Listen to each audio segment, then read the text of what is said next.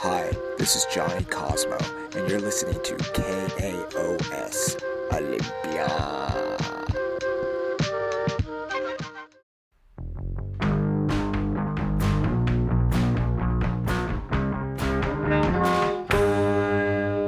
Hey, Markley here. This is the 63rd episode of Low Profile.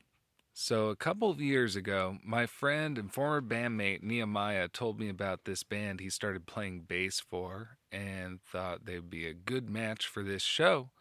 And I loved what I heard. In fact, I started listening to it all the time. But I was hesitant to invite them on because A, they only had 2 albums out, 2019's Jonny Kosmo and 2021's Pastry. And I usually like to do a lot of research in a deep discography before having them on as a guest.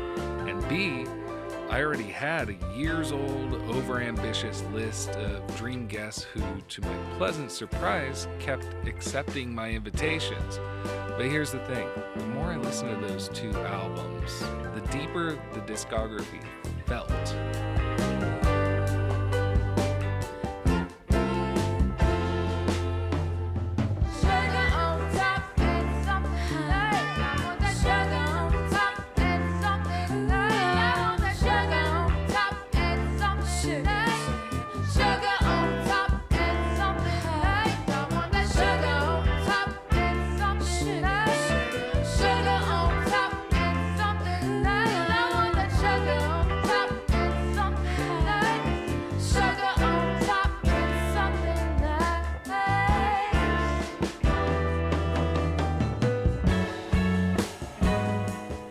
I got in touch with Jonny and Nehemiah, and then later in June of 2022, we managed to get together while my family was visiting Los Angeles. Turns out the 3 of us have a bizarre experience in common almost 20 years ago. We'll get into that later.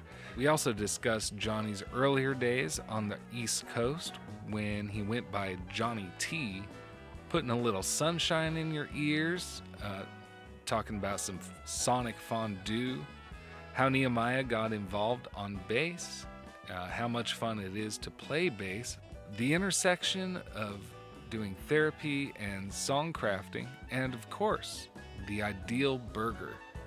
As of November 2022, Jonny Kosmo now has a 3rd album out called Light Speaks the Quilt. We've been hearing more Sugar on Top from that record. There's a link to it on this episode's website at lowprofilepodcast.com if you'd like to hear all 14 songs.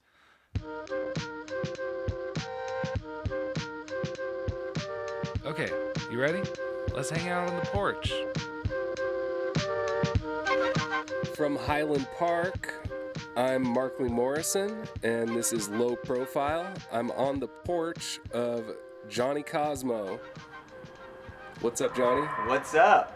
Thanks for having me. Super excited. And I have a dual agent here, Nehemiah St. Danger. Hello. So you play in Jonny Kosmo's band. I sure do. The name of that band is Jonny Kosmo. Yeah. I saw a live clip where you said, "We are Jonny Kosmo." Yeah. Do you use that in a singular way as well? Yeah, I use it singular and plural, and I feel like the band wouldn't really be the band unless it was the band of people playing. Okay. Yeah. Nehemiah, have you ever said, "I am Jonny Kosmo"? I am Jonny Kosmo.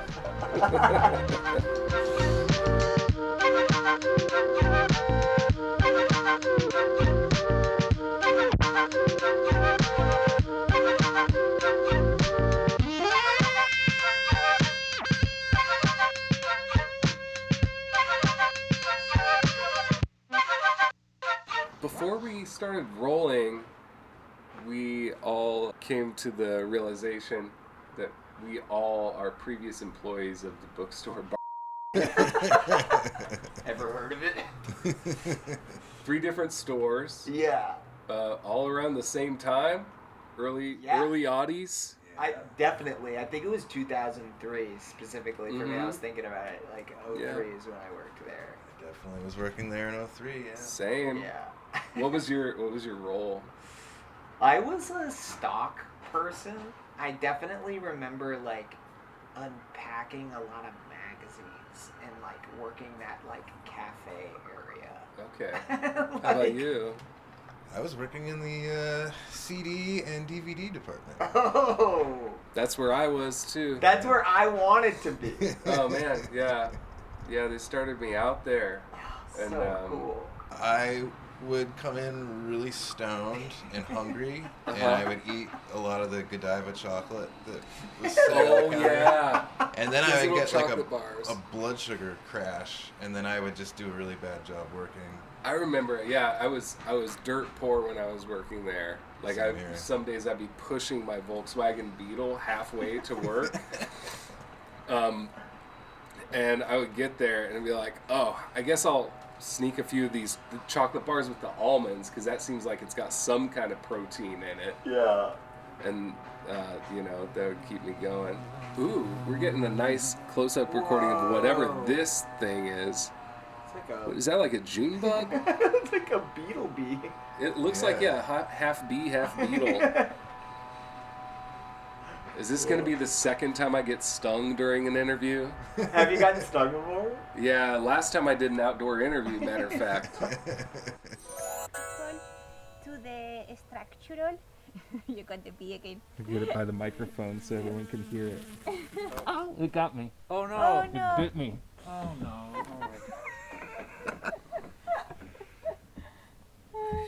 Those bees. Sorry about your bee.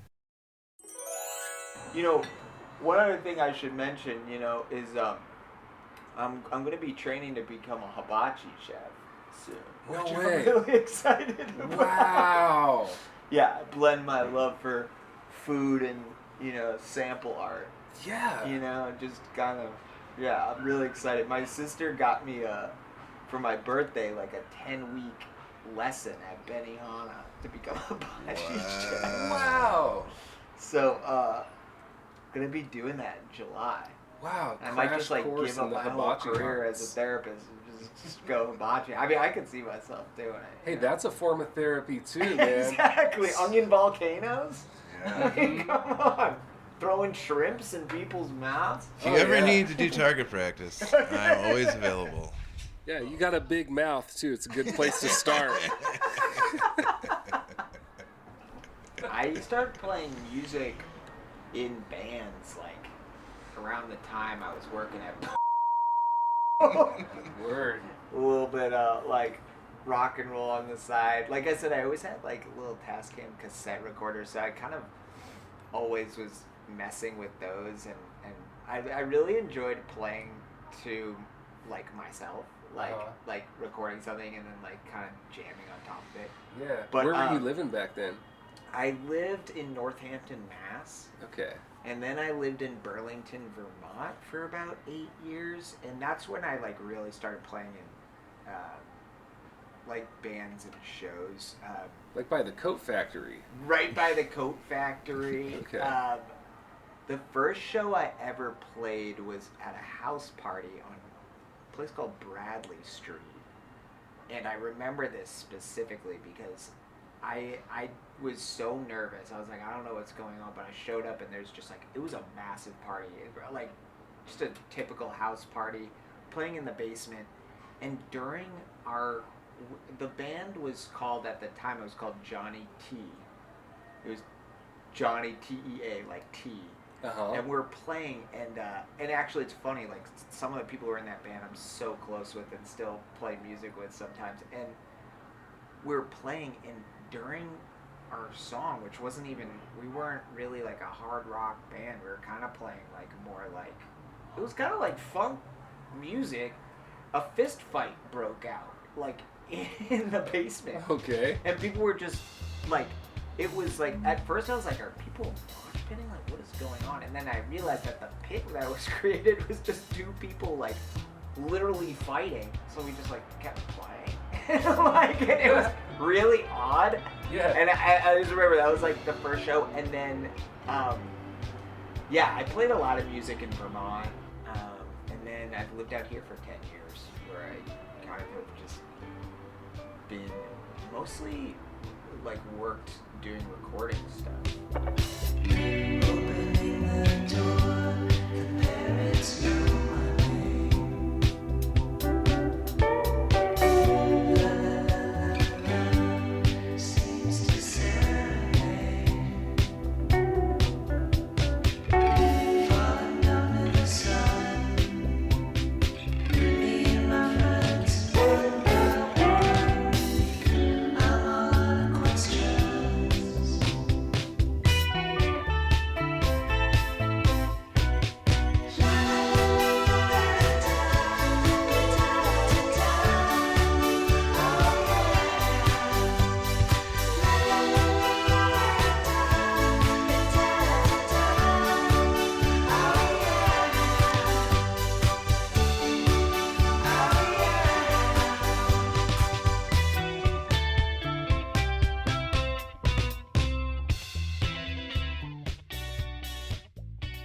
I really loved play. I feel like because I lived in a college town, all of my shows experience were all house parties, Yeah, which was so fun.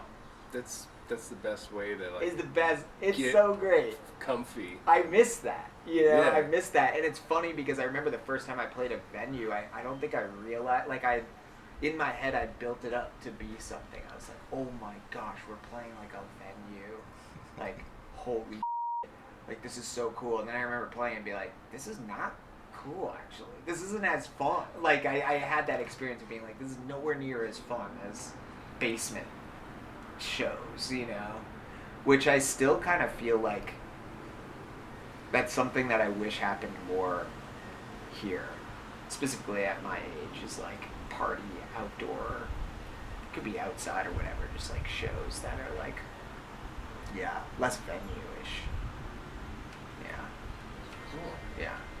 I don't know if that answered your question. But Yeah, just a little bit of background. yeah. So I'm coming into this having listened to 2 of your records Cool. a bunch of times. Cool. There's the eponymous record, Jonny Uh-huh. Kosmo, and Yeah. then the more recent Pastry. And I understand you're working on a third? Yeah, there's a couple brewings. Okay, cool. Couple brewings. We just did like a live recording session with everyone, so there's gonna be like a live record, I think. Right. I'm hoping. Yeah. So what's the live setup like? Because the albums are very densely populated with musicians. Yeah. Is the live situation similar? Yeah, it's pretty densely populated. Few of the songs have like 16 people in the room. There's like a string quartet edition for a few of the songs, and then a few are just kind of like the live band, which we play with like 12. Usually Mhm. it's like a 12 piece, and it's fun. It's fun as hell. But that was like a few years ago. But I mean, it would be great. I mean, Yeah. I'm always down to expand. You know, it's hard to find spaces that'll fit that many people. You know, we become the audience. I guess. Yeah. Yeah. I've definitely been a part of those where the band outnumbers the Yeah, crowd. yeah, that's kind of the vibe. Yeah. Yeah. So that's actually fairly new to be arranging strings for me. I actually really I've always wanted to. Mm-hmm.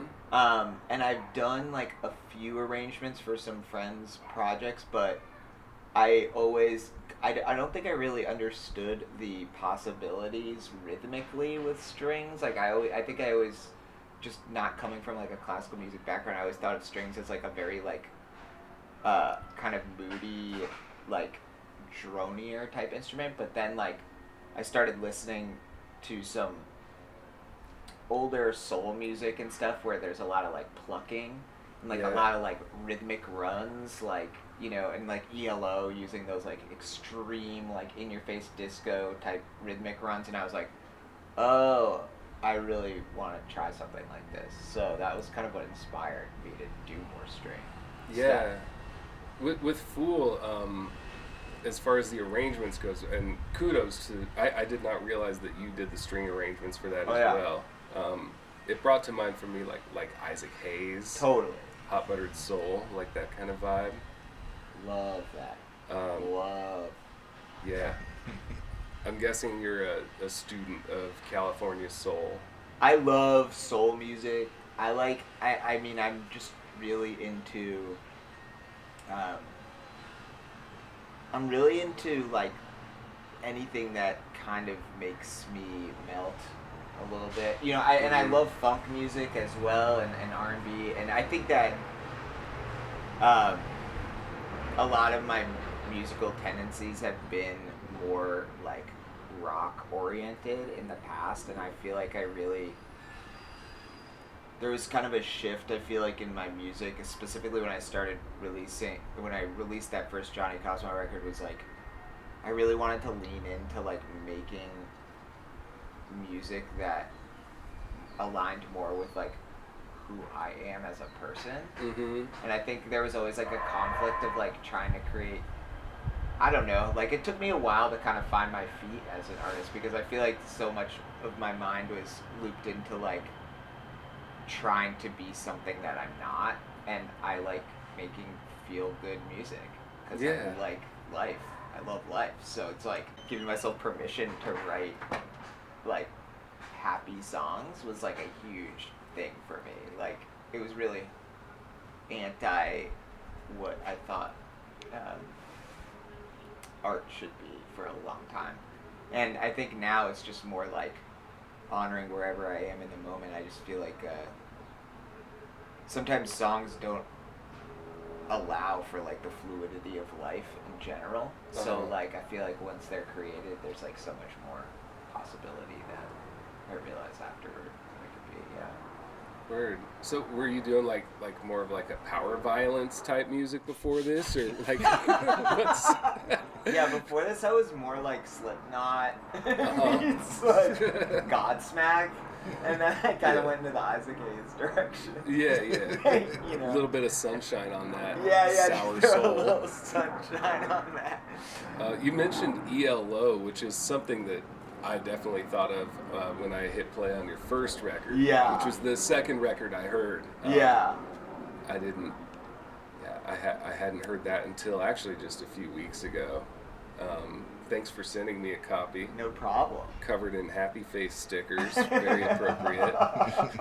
Yeah, Jeff Lynne is a friggin' genius. I mean, I don't even.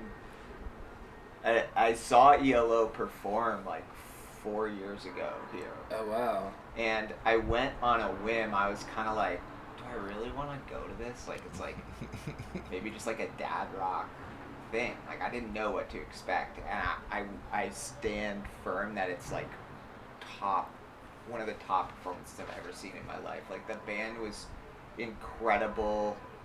His voice is still just amazing, and like the care it took to put on that show was just, all the songs sounded like the record. It was insane. He had a full string, like, orchestra.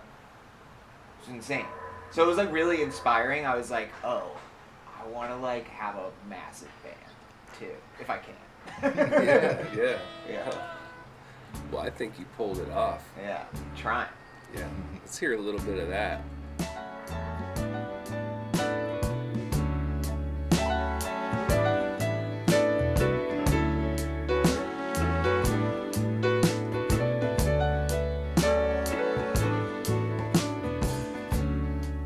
A heart of stone won't see light. The past will grow and wait.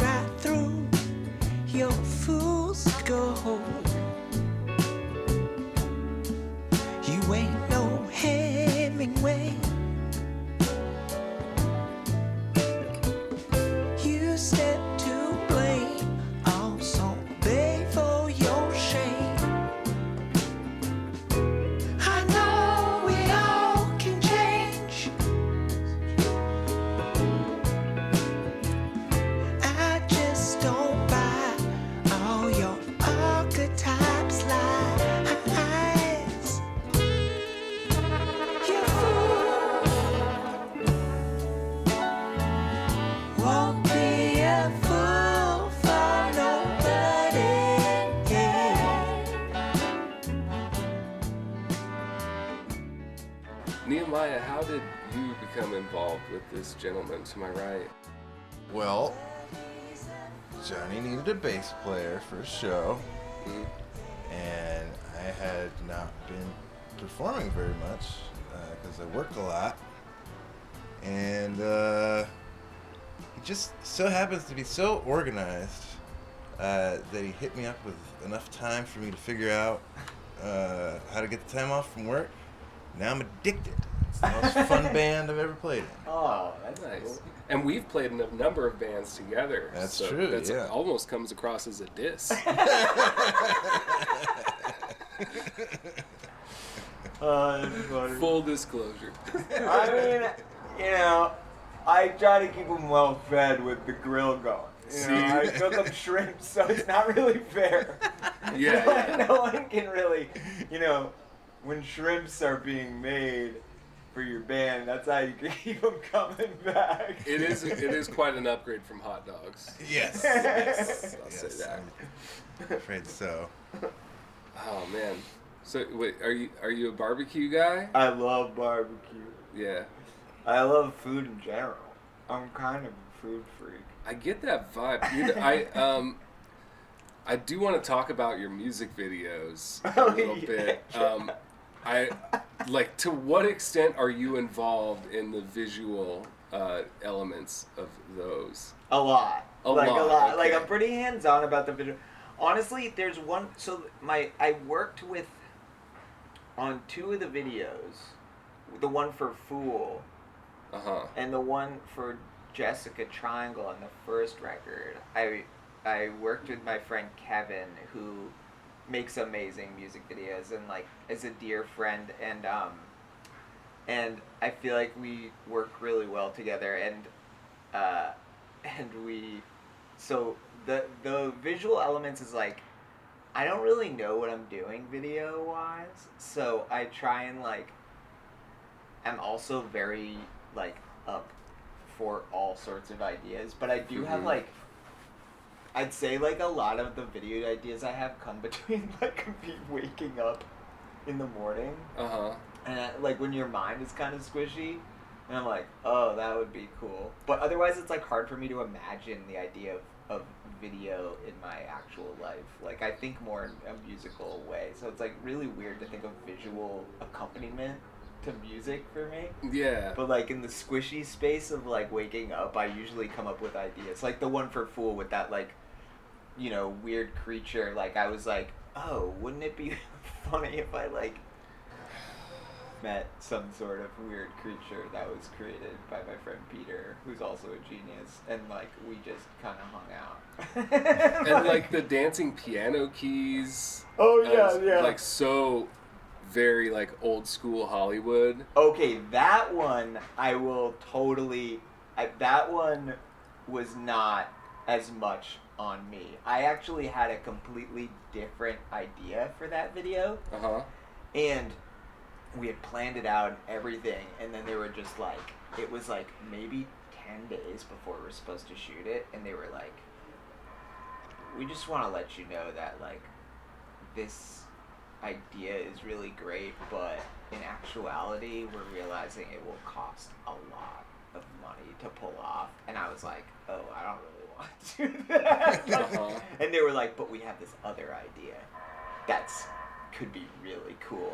And that video was made by the Giraffe Sisters. They have Giraffe Studios in Glendale, who are also dear friends, and they had the whole visual element for that video down to a T. I think it's amazing the way it turned out, and I was also very willing to just be like, I trust them enough because all the stuff they make I absolutely love, so I was like, let's do it. I showed up that day.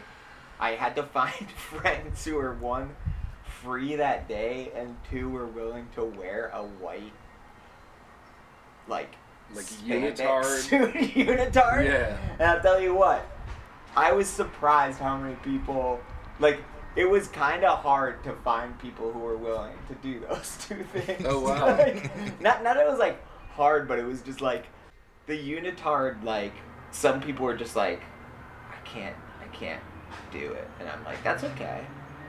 I like to watch that video and try to figure out which one of my friends is which piano key by looking at their legs. I think you can tell, like, two of them I can really tell. Yeah. I feel like Peter is very easy to tell. Yep. Peter from Banny Grove. Danny Grove. Okay. Yeah, Yeah. Peter Nichols, who also did the video, like the Fool video with my buddy Kevin, and did the video for Strawberry Vision, which was on the first record. Oh It's yeah, also- Strawberry Vision. I want to talk about that Yeah. too, because that you hand the lead over to Yeah. a guest. That song, honestly, might be, I wish that song got... I feel like that's, like, one of the best songs that I've ever, like, written or been a part of. I love that song so much, and it's really interesting because it also came about so spontaneously. Like, I wrote the music part, and my friend Cassie happened to be staying here Mm-hmm. for, like, a couple days, and I was sort of, like, writing some ideas over it. At this time, like, my tape machine was, like, right here in this room, and I was, like, kind of writing some ideas over it, and then I was like, Cassie, do you have any ideas for it? And then, like, she took, like, a voice note of it, just playing out of the speakers, and then, like, later that day, like, was like, let me try something, and then, like, just, like, did the whole thing over it, and I was like, so the whole song itself was written and recorded within, like, 36 hours, which is, like, really rare for That's a my quick music. turnaround. Yeah, for my music, that's rare. Yeah. And, yeah, I love the way that song turned out, and, like, it's really funny, like, to just also, like, think about that time period, because it was... Sometimes those things just... I feel like when the songs feel really easy, it's just, like, such a... they connect with me long term, you know? Like, if something just feels really easy and spills out of you, it's like... I mean, years later, I feel like I still, like, listen to that song and feel really connected to it. I saw a lonely dog strolling right beside the roadway with feathers on his paws, howling ever so slowly, sniffing at the air, and no one in particular, rolling out the tongue at a victimless visitor. Why do the crickets sing to you with such butterscotch generosity from underneath those coconut trees in distinct virtuosity?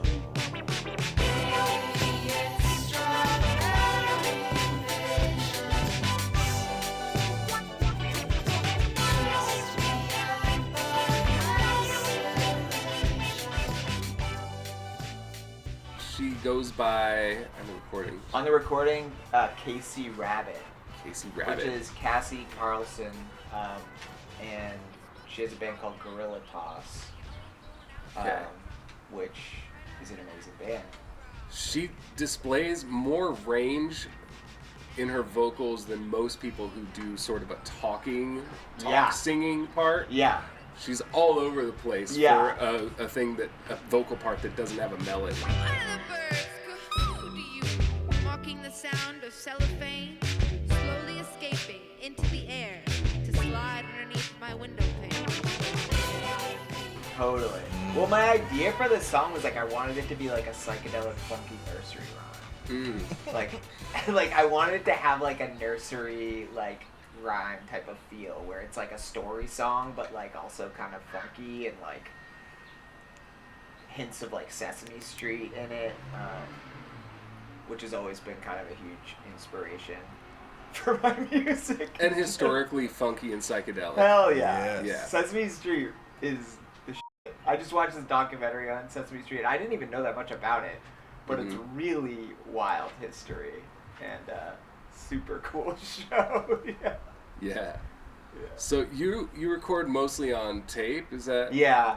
like exclusively, or you I mix would it say- up? So, up until recently, yes. The pastry record was... The first record was all tape, and then I just mixed it analog out, and it was done. I mean, I'm not like a purist about any recording medium, to be honest. Like, I talk to people who like record analog, and they're just like, no, like, this is the way to do it. Like, and I'm like, I'm not that way at all. It just happened to be the way that I like learned how to record music. Like, when I was younger, I always messed with like cassette machines, and then like I always thought of a computer as like school.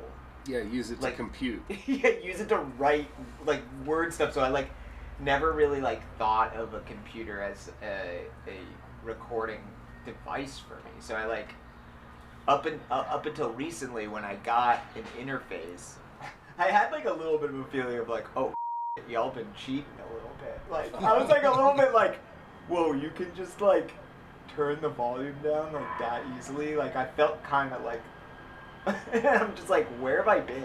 A little bit. But, Right, you can yeah. just sort of draw in there and things like that.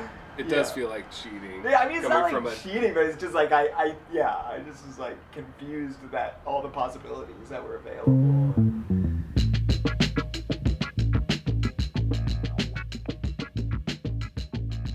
If you enjoy this show and want to help support it, you can join the community of patrons at patreon.com/lowprofile. This show also receives in-kind support from several Olympia businesses, including Rainy Day Records, San Francisco Street Bakery, Schwartz's Deli, Old School Pizzeria, and Schurler Easy Premium Shitty American Lager from Three Magnets Brewing Company. Now back to today's interview with Jonny Kosmo.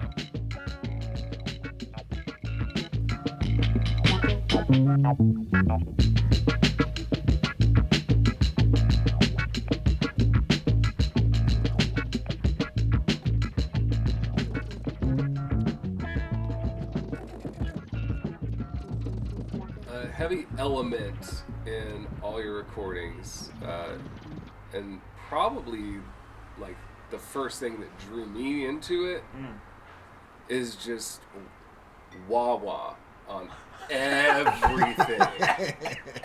I don't know what it is about it, but the more I hear, like say with like Sly Stone, there's a riot going on. Yeah. I could not get enough of that because everything is just got the filter going up and down. And, Yeah. And you, Nehemiah, you told me that you played some straight, clean bass tracks for right. Cosmo over here. Yeah. And then when he played it back to you, it was just Yeah. It was like my Bootsy Collins dream coming true. yeah. Yeah, I might have reamped it through the... So Beautiful that's- surprise. Yeah, that's not a question; it's an observation. But maybe you'd like to expand on that. I mean, I like that you pointed that out because I'm trying to like, I'm trying to not do it as much. Sometimes I am such a sucker for like auto filters, and it's really funny you mentioned that because tomorrow I'm at like a market yard sale where I'm selling like a lot of like used gear, like friends stuff they gave to me, and I'm just gonna run a little vendor spot. And I was going through all my pedals, and I was just like, how many fucking auto filter wah pedals do I have? Like I didn't even realize, like specifically I have like 3 bass pedals that are auto filter wah pedals. I was like, and then I started putting them in the section to sell. Like just 1 or 2, and then like when I finally decided, I was like, I'm not selling this. I was about to pony up. Yeah. I still don't have one of those. They're fun, yeah, they're Yeah. super fun. But I think I mean, yeah, I love Sly Stone and like all that stuff, which is like heavy on the like. I just like the way it, kind of like. A makes truck you that feel. said Stone just drove Really? by Is right that when you said true? that. Yeah. Damn, I love that sound, George Duke at all? Oh, George hell Duke yeah. much? Hell yeah. Yeah. I mean, it's so fun. It's also really fun to see when you sometimes like if I'm recording like a sax or something, like I'll put just like a little bit on a horn while someone's recording, and they're like, it totally informs how they play too. You know, like that's the other cool thing I feel like about auto like filters and wah, specifically auto ones, is that like it really informs how people play the instrument. You know, for example, like the bass might be like a little bit more when you play it with like a palm mute, a little bit more muted, you get some really cool like funky overtones and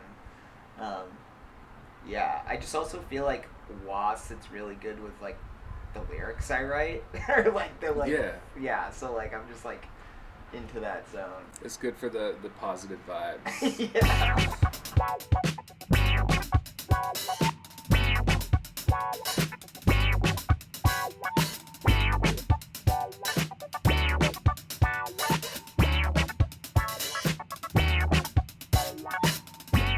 With the fireflies, I'm in disguise.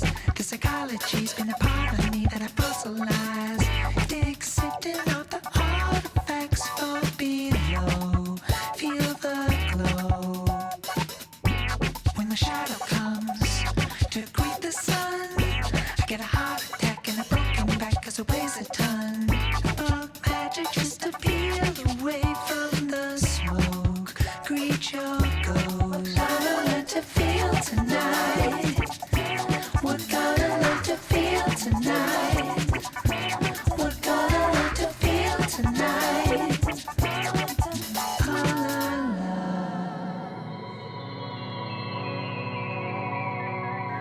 Pretty uplifting material. Yeah. Generally.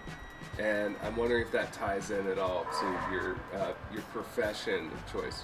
You're a therapist. Yeah. Nehemiah was telling me. Yeah, I'm a therapist. I've had like a lot of heavy shit in my life happen to me. Mm-hmm. Definitely like the type of person who's very grateful to be alive. Like I definitely should be dead by all accounts. Some close calls. Some close calls. Like years of heroin addiction and almost dying several times, and then like having cancer at one point in my life, and like just like all sorts of flirtations with death that I feel like have informed like a lot of like, for me music is so fun, and it really feels like one of the only spaces in my life that I don't feel confused about. I definitely have some songs on these records that are a little more like, they might on the surface feel like fun and wily, but like I feel like with a bent ear to the words, there's like a little bit more of like a introspective, like specifically on some of the more recent songs I've been writing, I feel like I'm diving like a little bit more into the territory of playing with like living within this cultural world that's like shifting and changing in a way that is kind of dismal and dark, but like holding on to like some sort of hope at the same time, if and when possible, you know? And I think that like holding on to that duality can be really hard for everyone, you know? Yeah. And so I'm trying to like, that's kind of where my lyrical nature is leaning these days, is just kind of like trying to hold the both ends, or like the dichotomy between like this like really crazy world that we're living in, and then like having some sort of glimmers of hope in it. Yeah. Is there a specific song we could play to tie into that idea? Yeah, I feel like All Strange Heroes really taps into that zone for me. It's hard to know what's possible in the subtle way of an undertone. They look for cloud, a hungering to feed on doubt and othering.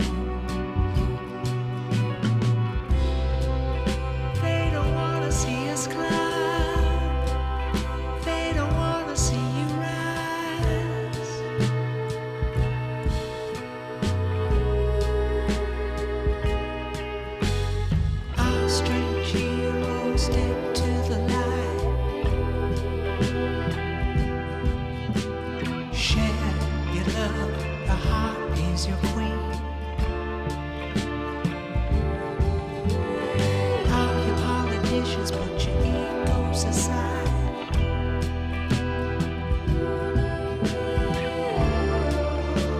Let love arrive.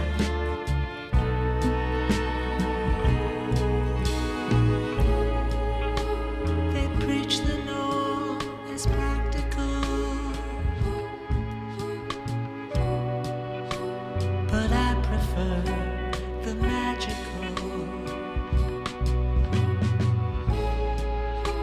Their lullabies like cigarettes. That's like another song that I feel like came about within 3 days. And act as if Recorded it. It was during the pandemic, and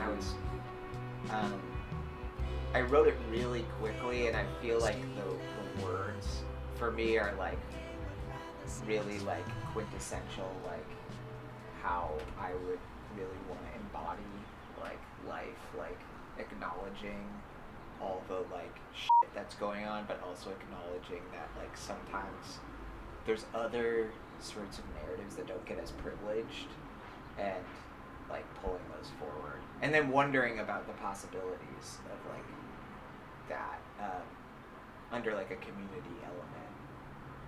But yeah, that song I feel like taps into some of that for me. Yeah. So when you're writing the songs, do you demo them yourself before you show them to the other musicians? It kind of varies. Like sometimes I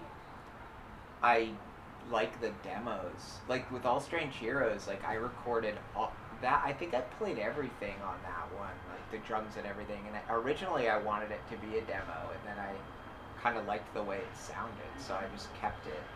But then there's sometimes where I'm like for example right now, like the live record we just made, like I feel like the whole thing was that like once we started playing some of the songs from Pastry live, like specifically like Nehemiah, right, like incredible bass player, I was like, oh my gosh, I was like, these songs just have a whole different life to them when you bring them to the band. So I was like, I wanted to capture that. So there's like 3 songs on the new live record that are like songs from Pastry, but they're just arranged differently and have different like kind of feel to them, I would say. Yeah. This guy really, Nehemiah, you hit the sweet spot. He's so good. Thanks. Super gifted. It's really fun to try to recreate the songs and then like let them evolve in a different context. It's I think this band really excels at that. Yeah. Everybody brings so much. Is this pretty much your main gig nowadays? Yeah, pretty much, yeah. Yeah, I'm just like trying to focus on, you know, playing music with my friends and supporting them, and Yeah. you know, I'm not really going out and trying to find a band to play in, you know. Yeah, this makes me happy. It's fun. Yeah. Are you double dipping at all, Johnny? Like Like collaborating with other fondue? folks? Oh. In the fondue? Yeah. The sonic fondue. Yeah, the sonic fondue. I'm like very similarly like love helping make other people's dreams come true with songs. I mean, that's what I love about recording people, is like I feel like there's this within the archetype of a recording studio exists like a lot of stories of doubt, I feel like. Yeah. And like to be there and like help people like be like, let's like leave that outside of the fucking room right now, because I'm guessing you came here to have an alternative experience. Like Totally. doubt is all out here, you know. It's like, let's come in here, have fun, like record your songs. So like, yeah, I mean I love supporting my friends and playing you know, whatever instrument they would need to make their, you know, show come alive or dream come alive. I kind of like float around to that regard. I play, there's like one band that I've been playing in consistently over the years, but it's like we do like tours that are like 6 weeks long, and then we don't play for like years.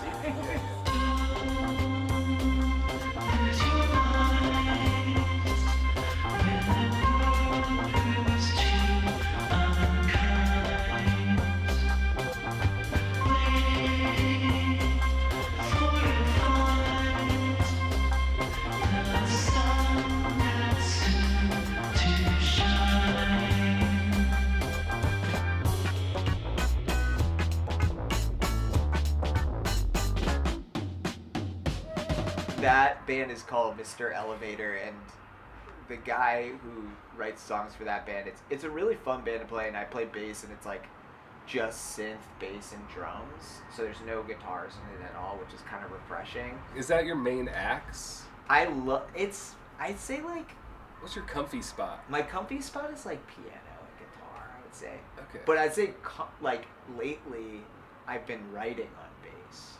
I like writing songs on bass. Like a lot. Same. It's so fun to write on bass. Like over the past 2 years, I feel like that's something that I like just sit on the couch with and like fool around, because it just, you can inform so many different possibilities. And my music is really groove driven, so when I like come up with a bass line, I feel like I can float melodies around it, versus like a guitar takes up so much sonic space. Like if you like strum a guitar, it's like informs a lot, whereas like a bass leaves more open space, I feel like. So I've been writing more on bass, but yeah. I think for me too, like bass is a good place to start from if you're walking around and a song hits you out of the blue. Yeah. And you got like back in the day, you got a pocket tape recorder. Now you got your phone, and you can get a bass line down. Yeah. Without any room for,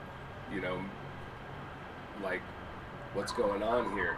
You got the root notes, and you could build off of that anytime. Totally. And so I think that's why I like to write from that spot. Mm-hmm. It's also just like the most fun instrument to play live, in my opinion. I agree wholeheartedly. Do you agree with that? Yeah. Bass is like just so fun to play live. Like it's like, I'm always excited if like a friend's band is like, ask me, hey, like for this show, like we need a bass player, would you play bass? I'm like, if it's bass, I'm like almost always, if I'm available, totally in, because I just love playing bass live. It's so fun. Fold your hands, fix your head, don't look stupid. Nothing's wrong. I forget how to speak, okay, Cupid. Shoot your shot. How to act on my brain in my body. It's alive. What if he changes his mind? Are you looking for that special sign? Are you looking for that special sign? Are you looking for that special sign? Are you looking for that special someone? 2 weeks, run the clock, it's been non-stop. What's the deal? His ringtone on my phone makes my heart drop. Is this real? Play it cool, don't assume, don't get jealous. When you feel, what if he changes his mind? How would you love me if I spilled my drink on someone? Love me if I played my brains or something. Love me if I owned a flight of stairs. Oh, love me 'cause he's waiting, 'cause he's looking for that special sign. 'Cause he's looking for that special sign. 'Cause he's looking for that special sign. 'Cause he's looking for that special someone. It's customary that I ask my guests, the more esteemed ones anyway, how you like your burger. Oh, medium rare. Well, I mean, a little more in depth, though. A little more specific. Okay. Like I mean, paint a picture. Someone, yeah. so anyone who comes to one of your shows Totally. can show up and bring you your dream burger. Okay, definitely. Thank you for that. Mm-hmm. Toasted bun. Yeah. A little bit of butter on the bun, if you could. Just Got like to. a little bit. Then the burger. I don't know. How could you not want a cheeseburger? Anyone who just has a regular burger kind of confuses me. So I want a cheeseburger, medium rare. I like the burger to be like a meatier patty burger. You like a thicker one. Yeah, I like a thicker burger. And I also really like a little butter on the burger. Oh, yeah, that's nice. Like, cheeseburger, kind of classic lettuce, tomato, onion, extra onion. I'm an onion freak. Pickles, pickle spear on the side. Pickle spear on the side for Okay. me. Ketchup, light mayo, I'm just imagining in my head like a toothpick in it would be nice. It adds And, to the charm. Yeah, yeah. presentation's a big deal. I know. I love onions though. I'll say like raw.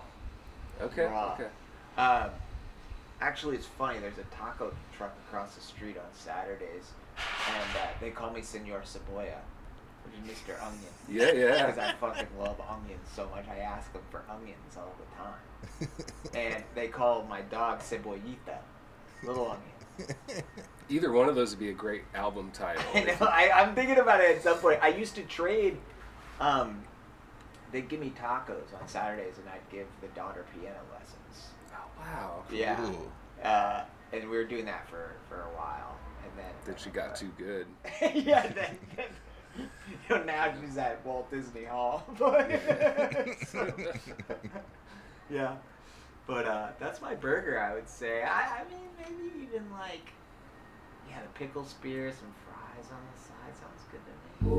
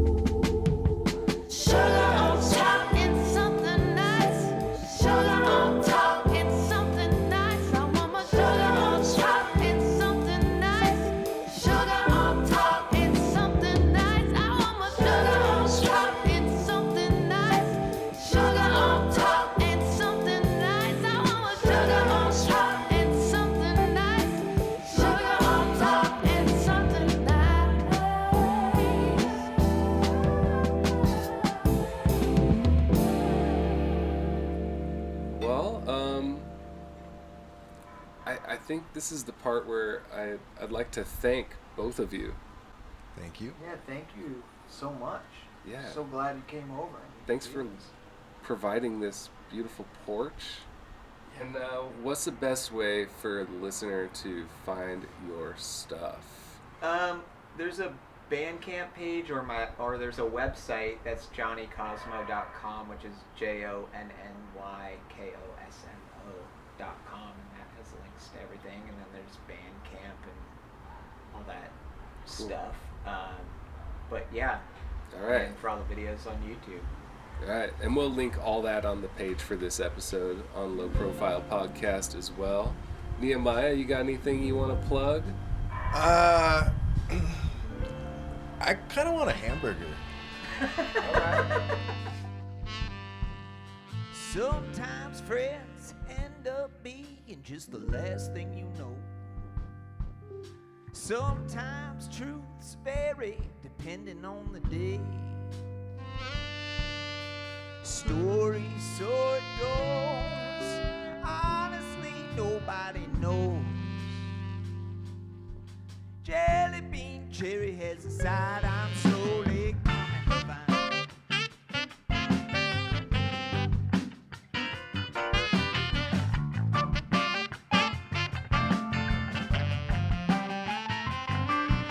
Jelly bean cherry's laugh was kinda scary, like a truth you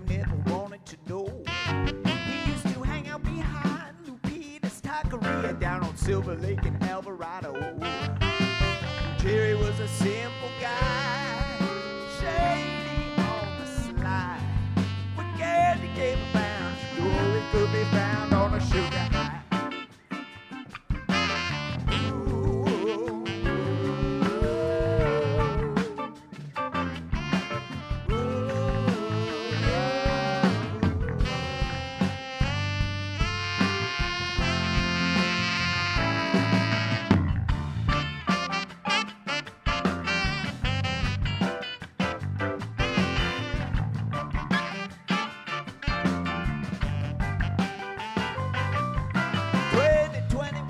Jerry was suspected of white-collar crime. Couldn't be arrested on account he was protected by some Irish political ties. Jerry don't slip the states, wrote a letter just to touch base. With the fake address, I suspect he's laying low playing dominoes. Oh.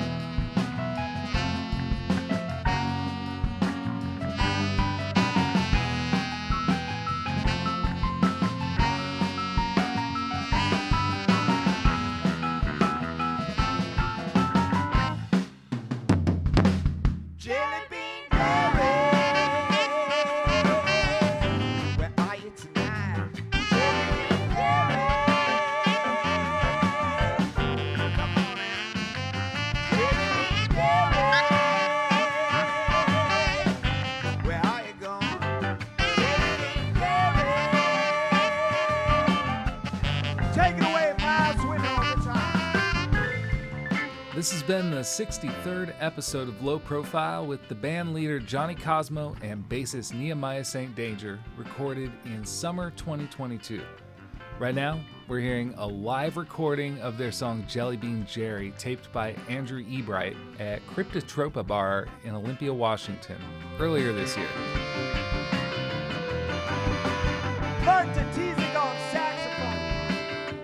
Since we spoke, a new Jonny Kosmo album, Light Speaks the Quilt, which features this song, has been released. And for the record, I think it's pretty great. The artwork for this episode was made by Lonnie Morrison. For more information about Jonny Kosmo and related links, you can visit lowprofilepodcast.com. You can also subscribe to Low Profile wherever you get podcasts so you don't miss out on future episodes or catch up on ones you might have missed. Anyway, thanks for listening, and I'll catch you next time.